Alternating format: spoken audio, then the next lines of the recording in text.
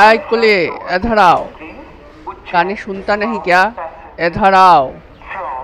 কুলি তো পিসিমার মানে ছোট্টুর মঙ্গেরের পিসিমার গলার এরকম আওয়াজ ও বড় বড় চোখের চাহনিতে একরকম পড়িকি মরি করে পিসিমার সামনে এসে দাঁড়িয়ে মুখে পান চিবোতে চিবোতে বলল, हाँ हाँ बोलिए बोलिए माँ जी। क्या बोलिए? तुम क्या कान में काला हो? कत देर से तुमको बुला रहे हैं। ছোট্টুর মা তার রায়বাঘিনী ননদিনীর কানে কানে ফিস ফিস করে বলল, ও দিদি, আর না রাগ করে কুলিটাকে না কিছু বলো না, আমাদের ব্যাগগুলো স্টেশনের বাইরে অবধি নিয়ে যেতে হবে তো। বেশি রাগ দেখালে যদি কুলিটা না যেতে চায়। ছোট্টুর এই মঙ্গেরের পিসিমা বেশ রাশভারী মানুষ। তিনি ছোট্টুর মায়ের কথা শুনে তার দিকে বেশ কটমট করে তাকিয়ে ইশারায় তাকে চুপ করে থাকতে বলল। তারপর কুলিটাকে আবারও বলতে লাগলো, स्टेशनेर बाहर तक हमारे सामान ले जाने के लिए कितना पैसा लोगे? কুলিটি তো ব্যাগগুলোর ওপর একবার ভালো করে নজর বুলিয়ে তারপর পিসিমাকে বলল, बहुत सारा बैग है तो 5 रुपया दे दीजिएगा। माथा खराब है तुम्हारा? 5 टका? डकाती करने का मतलब है क्या? इतना सारा सामान और इतना दूर लेके जाना है, 5 रुपया तो कम ही बोला है माँ जी। এখানে বলে রাখা ভালো, প্রায় 80-র দশকে 5 টাকা মানে অনেকটা। কিন্তু ছোট্টদের মাদের যে তুলনায় ব্যাগ ছিল সেই তুলনায় 5 টাকা চাওয়াটা যথোপযুক্তই বটে।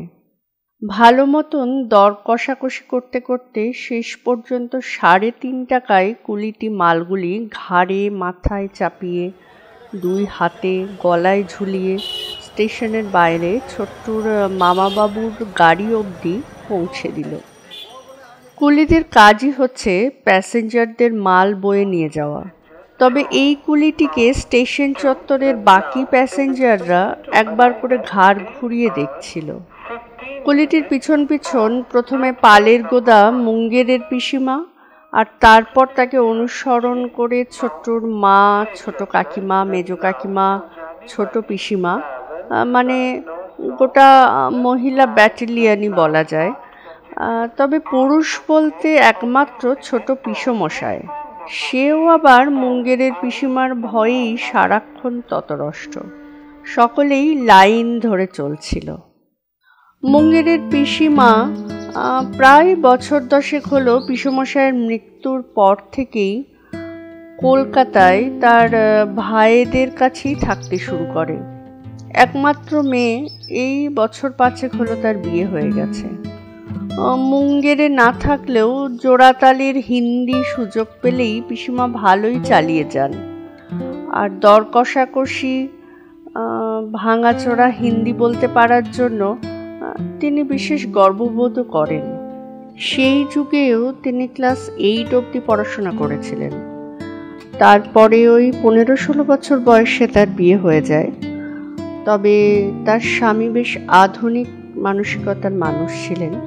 তিনিও তার বাড়িতে অনেক বই টই এনে দিতেন এবং সেগুলোর থেকেও পড়ে পড়ে তিনি অনেকই কিছু জানতে বা বুঝতে শিখেছিলেন।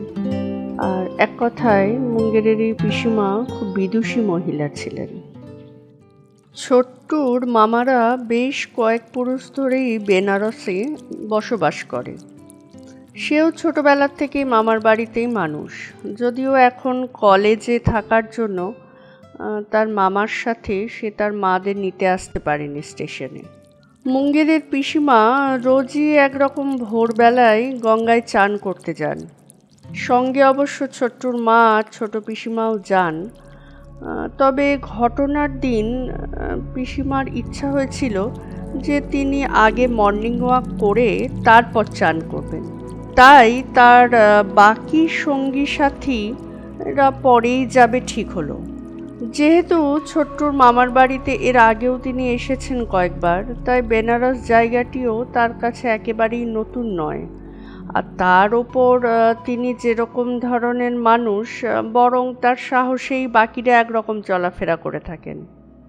গঙ্গার ঘাটের কাছাকাছি হাঁটাহাঁটি করার সময় তখন রাতের আকাশের অন্ধকার সরে গিয়ে আলো ফুটতেও শুরু করেছে মাত্র।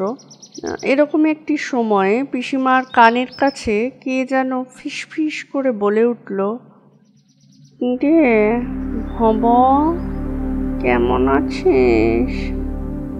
আচমকা কথাটি শুনে পিসিমা যেন হকচকিয়ে পিছন ঘুরে দাঁড়ালেন। রীতিমতন চমকে উঠে, কে কে কথা বলল? এই রকমটা জোর গলায় বলে উঠলেন। তিনি কিছুক্ষণ চারিদিক ভালো মতন দেখে মনে মনে ভাবলেন, তা কি করে সম্ভব? সই এখানে কিভাবে? সে তো মা না। তিনি যে কী সব উল্টোপাল্টা ভাবছেন কে জানে। তিনি এইসব ভাবনা চিন্তা করতে করতে আবারও হাঁটতে শুরু করলেন। তার মনের মধ্যে একটা চিন্তা তবুও রয়েই গেল। বাকিরা ঘাটের কাছে আসতেই দেখলো যে অনেক লোকের ভিড়। যদিও তাদের মনে কোনো চিন্তাই আসেনি পিসিমাকে নিয়ে, কারণ তার মতন মানুষের একটা চুলও কেউ বাঁকা করতে পারবে বলে তারা মনে করেন না। সেটা যদিও তাদের বাড়ির সবারই এরকম বদ্ধমূল একটা ধারণা। তবে ভিড় ঠেলে সামনে যেতেই সকলেই শিউরে উঠলেন। এ কি? এ যে তাদের বড়দিদি। ঘাটের সিঁড়িতে অচৈতন্য অবস্থায় শুয়ে, মাথা ফেটে রক্ত বেরোচ্ছে। যদিও অচেনা কয়েকজন মহিলা তার মুখে চোখে জল দিয়ে তার জ্ঞান ফেরাবার আপ্রাণ চেষ্টা করছেন। এই নিয়ে 3 দিন কেটে গেল। বেশ কয়েকজন ভালো ডাক্তার বাড়িতে এসে দেখেও গেছে তাকে। অবশ্য সবাই যে খুব একটা ভালো কিছুর আশ্বাস দিতে পেরেছেন এমনটা নয়। ভবতারিণী দেবী মানে ছোট্টুর মুঙ্গেরের পিসিমা জ্বরের ঘোরে শুধু একটা কথাই বলছেন, আমাকে মারিস না সই, আমাকে মারিস না। বাড়ির লোকেরা গঙ্গার ঘাটে প্রত্যক্ষদর্শী যে 2-1 জনের সাথে কথা বলেছেন সেটা থেকেই তারা জানতে পেরেছে যে তিনি হঠাৎই একটা বিকট চিৎকার করে ওপরের সিঁড়ি থেকে গড়িয়ে নিচে পড়ে যান। আমি আপনাদের আরও কিছুটা অতীতে নিয়ে যাই, চলুন। ভবতারিণী দেবী মানে মুঙ্গেরের পিসিমার গ্রামের বাড়ির সই কনকলতা খুব অল্প বয়সেই বিধবা হন। সে খুব গরিব ঘরের মেয়ে হলেও তার বিয়ে হয় এক সম্ভ্রান্ত পরিবারের একমাত্র সন্তানের সাথে। সেই কারণে প্রচুর গয়নাগাটিও তার ছিল। স্বামী মারা যাওয়ার পর টাকা পয়সা বিশেষ সামলে রাখতে না পারলেও গয়নাগুলি শ্বশুরবাড়ির লোকজনদের নজর এড়িয়ে ছোটবেলার বান্ধবী ভবতারিণীর কাছে মুঙ্গেরে গচ্ছিত রেখে আসেন তিনি। কণিকা দেবীর মেয়ে তখন ছোট। এর বেশ কয়েক বছর পর মেয়ের বিয়ে ঠিক করে বান্ধবীর কাছে গচ্ছিত গয়না চাইতে গেলে সে অনেকটা গয়না ফেরত দেয়নি। বলেছিল সে তো এই গয়না তার কাছে রেখে গেছিল, বাকি গয়নার কথা তো সে জানে না। ছোটবেলার বান্ধবী বলে লেখাপড়া সাক্ষী কিছুই করার দরকার মনে করেননি কণিকা দেবী। কিন্তু সেই প্রাণের সই যে এত বড় বিশ্বাসঘাতকতা করবে কোনো দিন স্বপ্নেও তিনি ভাবতে পারেননি। সেদিন চোখের জল মুছতে মুছতে বাড়ি ফিরে এলেও এর পরবর্তী পর্বটি ছিল খুবই বেদনাদায়ক ও মর্মান্তিক। পণের গয়না কম হওয়ায় বর সমেত বরযাত্রী নিয়ে পাত্রের বাবা বিয়ে না দিয়ে ফিরে যান। এদিকে অজ পাড়াগাঁয়ের লগ্নভ্রষ্টা মেয়েকে যে আর কেউ বিয়ে করবে না এ কথা ভালো মতন জেনে বুঝেই কণিকা দেবীর একমাত্র মেয়ে গলায় দড়ি দিয়ে আত্মহত্যা করে এবং বান্ধবীর বিশ্বাসঘাতকতার যন্ত্রণা আর মেয়ের বিয়ে না হওয়া এবং অকালে তাকে হারানোর বেদনা সহ্য করতে না পেরে তিনিও পরের দিন বিষ খেয়ে আত্মহত্যা করেন। সব শেষে যে কথাটি না বললেই নয় সেটি হলো, পাপ বাপকেও ছাড়ে না।